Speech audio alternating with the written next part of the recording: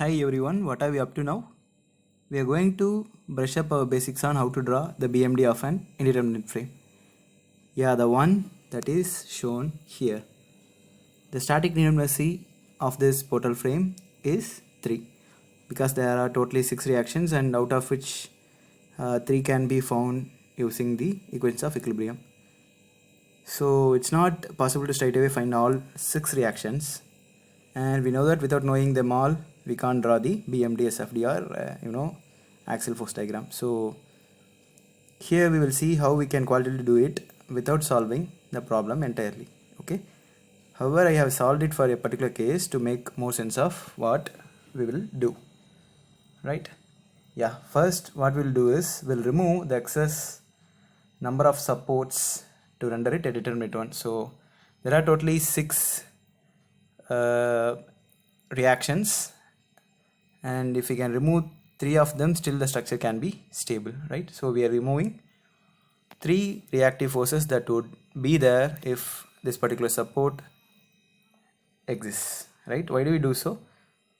Why do we remove the supports? Because we want to see how the reactions develop, which will aid us in drawing the BMD. We will also later realize that the directions of reactions that we get from this trial will be consistent with the direction that we would get if we were to solve the problem by methods such as moment distribution, slope deflection, or FE or matrix analysis of structures. So here we removed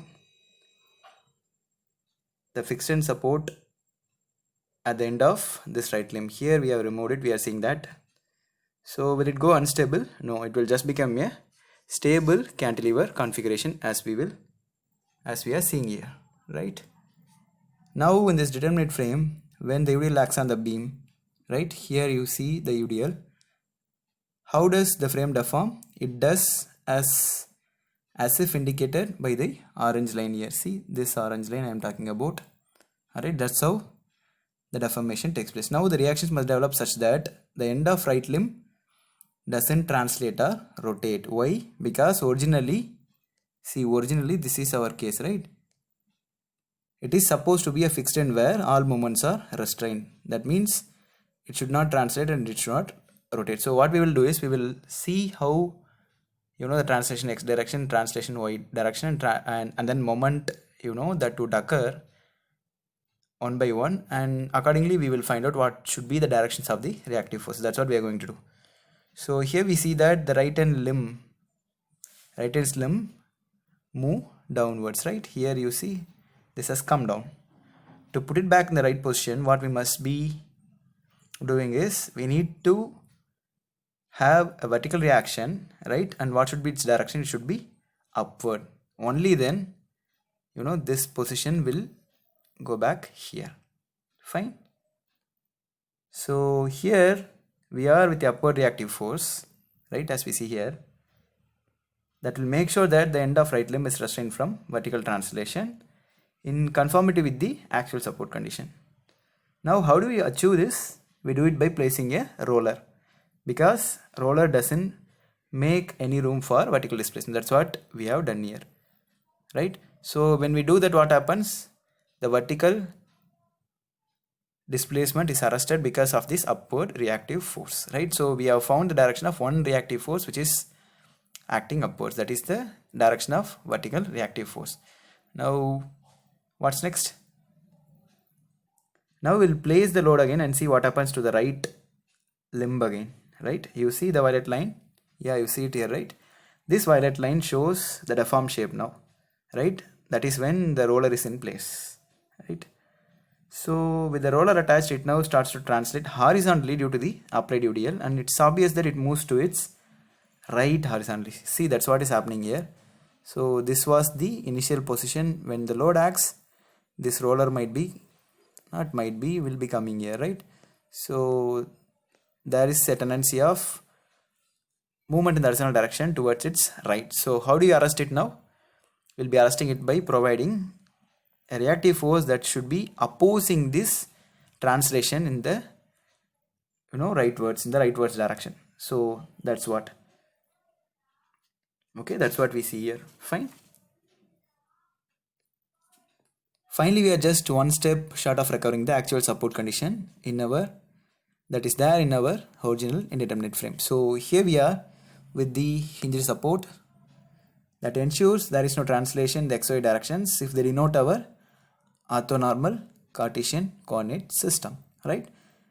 The new deformed configuration due to the UDL is depicted here, right, by the pink line. See the right limb, not yours. Okay, at this incident, the part of column that is in contact with the pin support is visibly experiencing a rotation, isn't it so? Right, there is a rotation. Now what is its direction? How do you know? Draw a tangent to your elastic curve at the support, right? So this is that that gray color straight line. What we are saying is the tangent that I have drawn at this elastic curve at this bottom point. So now you see, if you draw a curved arrow starting from your initial undeformed configuration of column intending to meet the tangent line, right? So this is how it is, right? Yeah, wait a moment. So this is our column's deformed configuration, and it's in undeformed configuration. The beginning was this, all right, and then what? And then we are drawing a tangent here, right? Now what we will be doing is we will just try to draw a curved arrow that connects the undeformed configuration to the deformed configuration.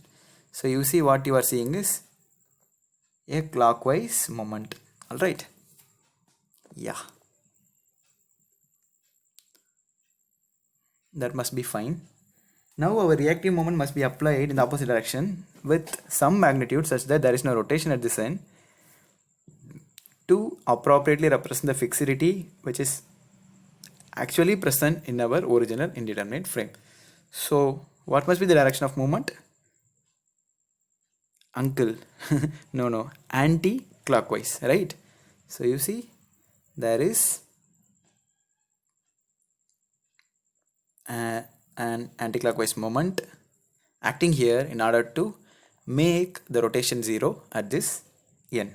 Okay, only then the clockwise rotation that result due to the UDL be negated by by this particular moment to produce a rotation free end here. All right, yeah. So what did we achieve? We managed to get the directions of reactive forces without needing to solve the whole problem painstakingly. Fine.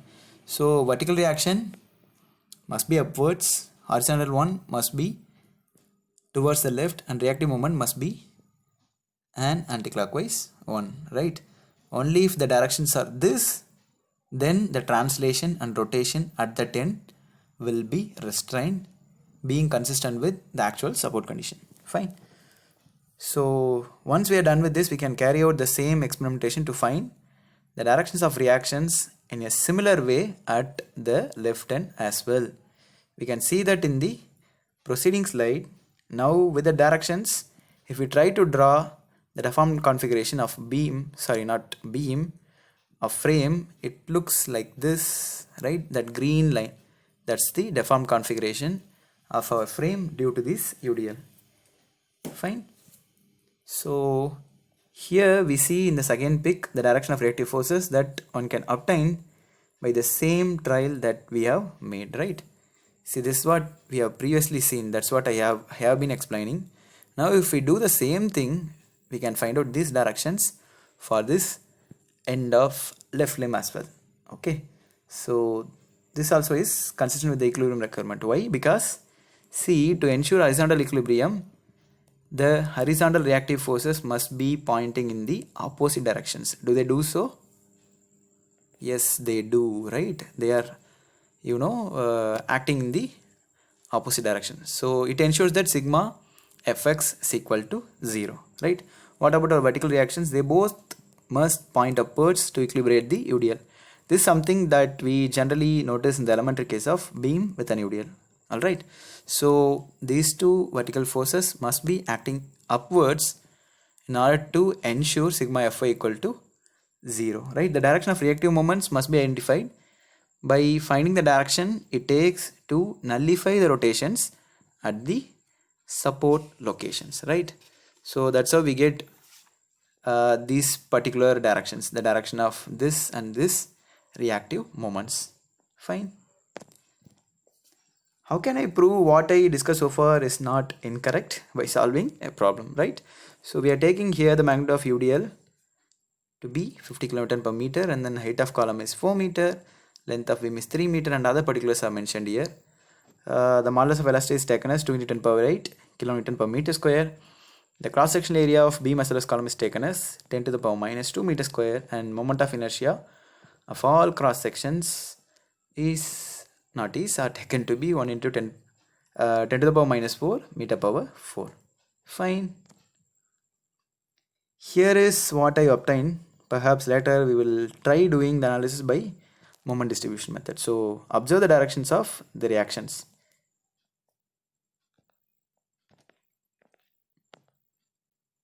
They are absolutely right, isn't it so? See, without doing this previously, this is what we have qualitatively concluded, right?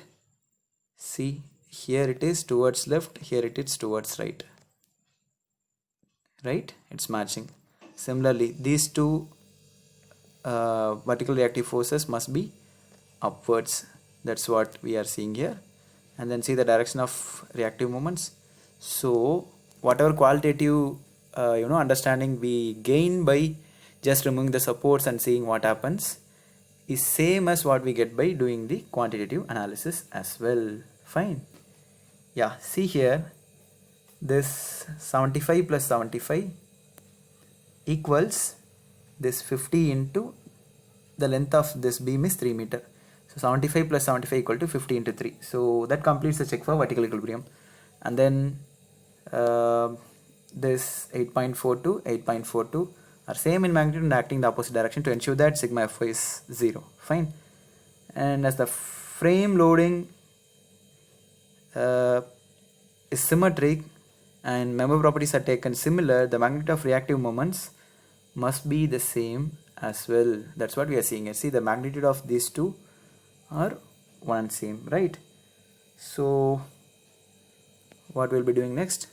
Yeah, now we will perform some surgery on our members to draw our BMD. With our surgical cuts, we get the FBDs, right? Not blood.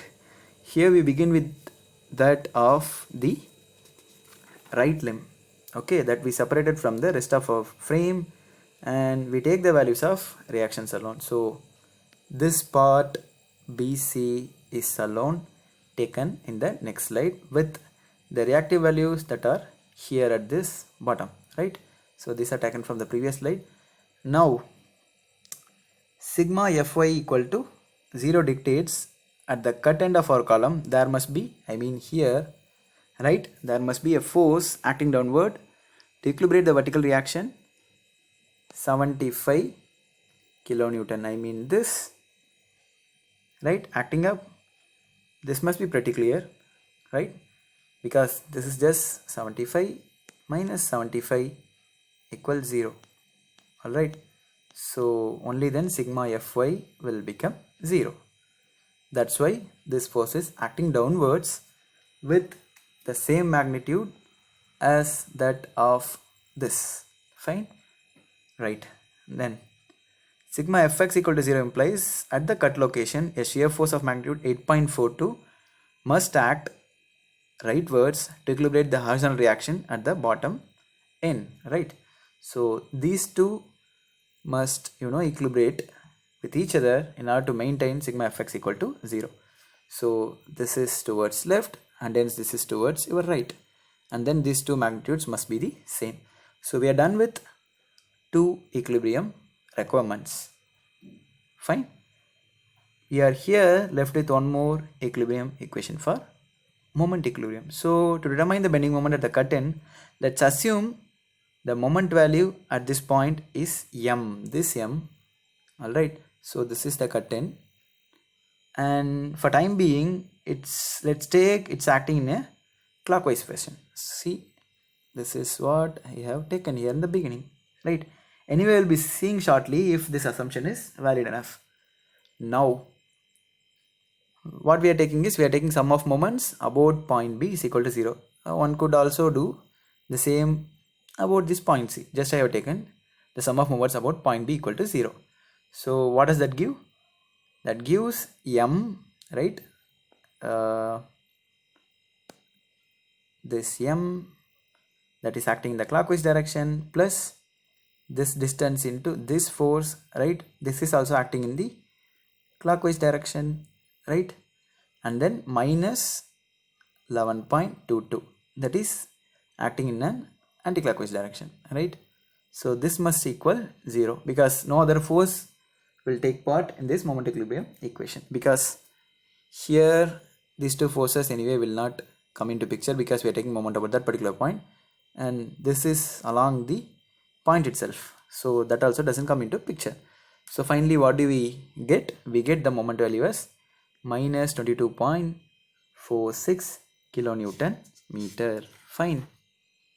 Our assumption that M is clockwise must be wrong. Why? Because we get a negative sign, right? So it must be acting in an anti-clockwise manner. Fine. So in the beginning I have just taken it to be clockwise, but it because of the answer what we get contains a negative sign, it indicates that the assumption is wrong, so it must be in the anti-clockwise direction. Fine. Yes. Now you see I have appropriately taken it in the anti-clockwise sense. Now we know all values necessary. To draw the BMD we need to know one more information. What's that? BMD must be drawn on the tension phase of the member always. How can we know which phase experiences tension or compression? Just do as follows. Now we will start with the NC. Fine. We got to hold the nearest end as is shown here. So from C we are starting and then we are just taking a point which is close to that and we are going to hold it. That is, it is treated as a fixed location. Now apply the moment at this end C. So this moment is applied here, right? I mean, imagine as if you are holding a plastic ruler at a location few centimeters away from the bottom with your left hand, right? Now hold the bottommost location of your scale with your right hand and bend the scale with a rotating movement in a direction consistent with that of what you see at NC, right? That is 11.22 kilonewton meter is acting in an anti-clockwise direction, this one, right? So if you bend the scale with an anti-clockwise movement, you can witness that the face of scale facing your left side experiences tension, right? See this this one, this orange color line is how it bends. So this side will undergo an increase in length and this side will undergo a decrease in length. So wherever there is an increase in length is your tension side. Alright. So that's why I drew this 11.22 starting from the left side of column. Fine. So otherwise let's assume this moment is in the clockwise direction. If it happens to be so, I would have, instead of drawing this here, I would have drawn it here, right? Fine. So you see here the direction of reactive moment that we get from our qualitative experimentation is enough to identify this, I mean which side should this moment value be started with, right? Now interestingly, for this kind of photo frame with UDL on the beam, moment at top of column is equal to 2h by 3. I mean this one can be taken as 2 times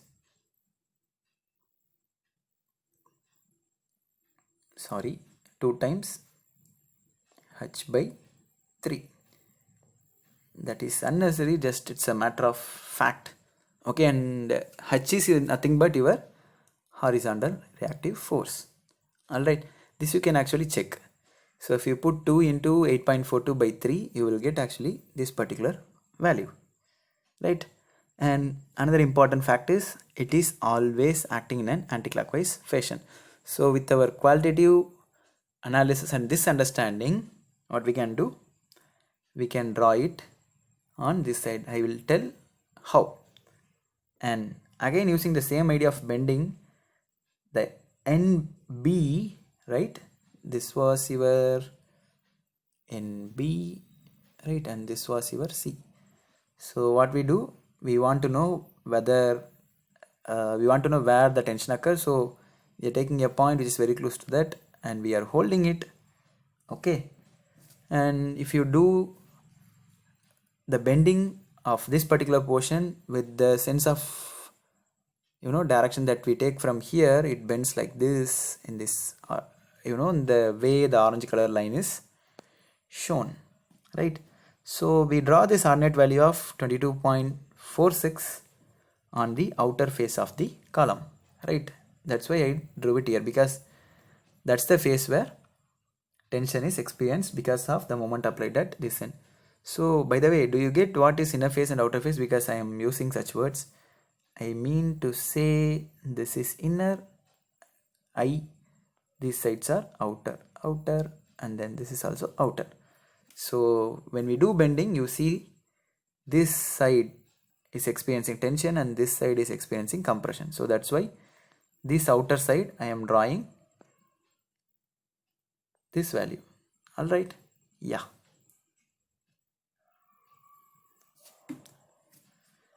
Now bottom has its moment value drawn inside, whereas the top has its outside, right? So that's what we have seen previously. So there must be a point at which it will go 0 at some height of the column. How can we find that point of counterflexure? So we randomly cut a section at a distance x from the bottom of the column. Here we mark the bending moment as mx, right? So this is the cut section what we take, and you see this value is taken as mx. Okay, so and then I am assuming it to be counterclockwise in the beginning. Now setting sigma sum of moments about this point P equal to 0 gives mx plus, this is just easy, so from there you can get mx equal to minus 11.22 plus 8.42x. Now in order to get the location where this moment goes 0, we need to equate this mx equal to 0. Equating that to 0 gives you x equal to 1.333 meter, and this is the location of point of your counterflexure, right? So now we are all set to draw the BMD of column alone. We already know the ordinates at top and bottom that are marked based on the faces experiencing tension. So just we'll refer to slide number 13 and 14. It's a bit messy here, anyway I will just try to show. So see, at the bottom it is shown inside 11.22, and here at the top it is shown outside. So if we pick both of them, see here I have drawn it outside, here I have drawn it inside, right? And then the equation that is given in the previous slide, you see it carefully, that is nothing but equation of a straight line, which is of the form y is equal to mx plus c. So it's obvious that a straight line must be connecting, this is what I am talking about. A straight line must be connecting this 22.46 and 11.22, and also bending moment is getting 0 at x equal to 1.33 meter measured from the bottom that we obtained from here. Fine. Yeah. So what we can basically do is we can carry out the processes that we have gone through thus far for the left limb also, and without any difficulty one can see that the bending moment of left limb and right limb are absolutely similar, right? See, these two looks alike. Okay, so this is what we have been talking about so far. The same arguments could be made for this left limb as well to get this kind of bending moment variation. Alright, so what remains now? Beam, chota beam. Yeah, here is our column with all forces exposed. Now this is our joint B that connects our right limb and the beam. We are magnifying it here, right? So for the equilibrium to exist between the top end of column, right, and this lower part of joint B, there must be the forces, that how we see here. So anyway, how do we get it? Just as usual, sigma of x equal to 0, sigma of y equal to 0, and sum of moments equal to 0, right? So that's why, see, this force is acting downwards with 75 kilonewton magnitude, so this must be acting upwards here, and then this is acting towards right with 8.42 magnitude, so this must be acting towards left with the same magnitude, and this is 22.46 anti-clockwise, so this must be 22.46 clockwise. Okay, so only then when you put together these portions, this part will be in equilibrium. Fine.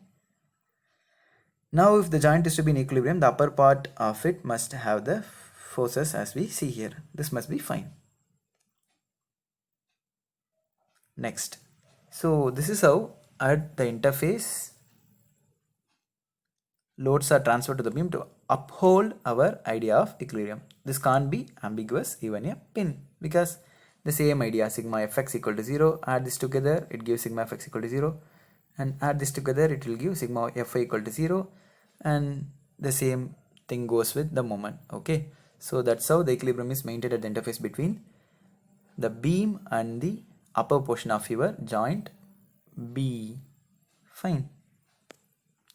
Here, by the same token, one can figure out what happens with the left joint and hence to the interface between the beam and this joint. Okay, this is what we have seen, and the same logic could be applied here.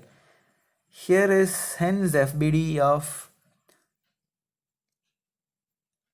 beam, right? Yeah, this one. The FBD of beam alone is shown here, right? So I have taken only this portion from this slide and I have drawn it. Here you need to notice that this is done without the load on beam. Okay, and here I have just included that load, right? Yeah, and then the UDL 50 kilonewton per meter is also shown here. That's what I have told here, and the units are just skipped to make more clarity of the slides. All right. Yeah. Now if we see what happens just with this moments at the ends, right? So from the previous slide I have picked up only these two moments, and then for time being I ignored this UDL. So if we take only that moments, we have Hagen moments indicated by these two arrows here, right? What does it do?